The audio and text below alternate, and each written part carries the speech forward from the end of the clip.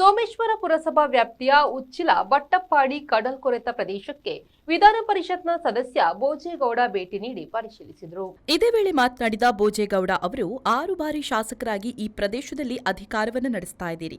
ಕಡಲ್ಕೊರೆತಕ್ಕೆ ಶಾಶ್ವತ ಪರಿಹಾರ ಕಂಡುಕೊಳ್ಳೋದು ನಿಮ್ಮ ಜವಾಬ್ದಾರಿಯಾಗಿದೆ. ಈ ದೇಶದಲ್ಲಿ ನೂರಾರು ಕಡಲ್ಕೊರೆತಗಳನ್ನು ತಪ್ಪಿಸಿದ ಯೋಜನೆಗಳು ಬಹಳಷ್ಟಿವೆ.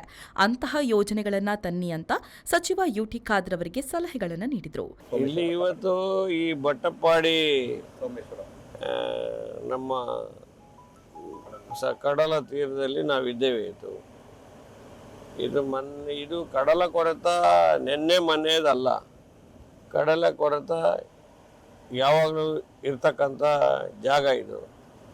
ನಾನು ಒಂದು ಹೇಳ್ತಕ್ಕಂಥದ್ದು, ಇಲ್ಲಿ ವಾಸಿಸ್ತಕ್ಕಂಥ ಜನ ನೆಮ್ಮದಿಯಿಂದ ಅವರು ಕಳಿಬೇಕು.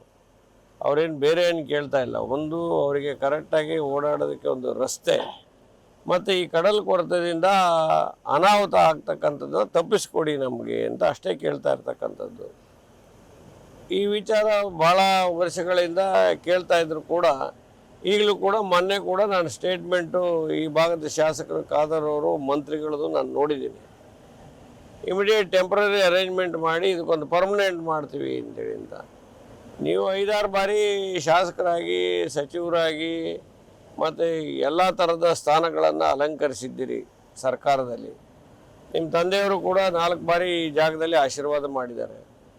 ಸುಮಾರು 9 ಬಾರಿ ನಿಮ್ಮ ಕುಟುಂಬವೇ ಈ ಪ್ರದೇಶದಲ್ಲಿ ಆಡಳಿತವನ್ನು ನಡೆಸಿರ್ತಕ್ಕಂಥದ್ದು, ಸಚಿವರಾಗಿ, ಶಾಸಕರಾಗಿ ಎಲ್ಲ. ಇದಕ್ಕೊಂದು ಪರ್ಮನೆಂಟ್ ಸೊಲ್ಯೂಷನನ್ನು ಕಂಡುಹಿಡಿಬೇಕಾದಂಥ ಕೆಲಸ, ತಮ್ಮ ಜವಾಬ್ದಾರಿ ಇದೆಯೋ ಇಲ್ಲೋ ಅನ್ನೋ ವಿಚಾರವನ್ನು ತಾವು ಅರಿಬೇಕಾಗ್ತದೆ. ನಾವು ಹೇಳಿದರೆ ನೀವು ವಿರೋಧ ಪಕ್ಷದವರಾಗಿ ಮಾತಾಡಿದ್ದಾರೆ ಅಂತೇಳಿ ನೀವು ಭಾವಿಸ್ತೀರಿ. ತೊಂದರೆ ಇಲ್ಲ.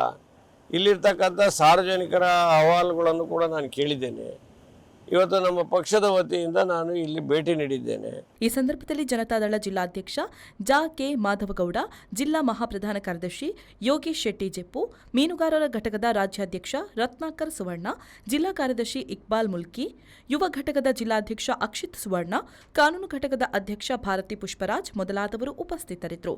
ವಿದ್ಯಾಧರ್ ಶೆಟ್ಟಿ, ವಿ4 ನ್ಯೂಸ್, ಉಳ್ಳಾಲ.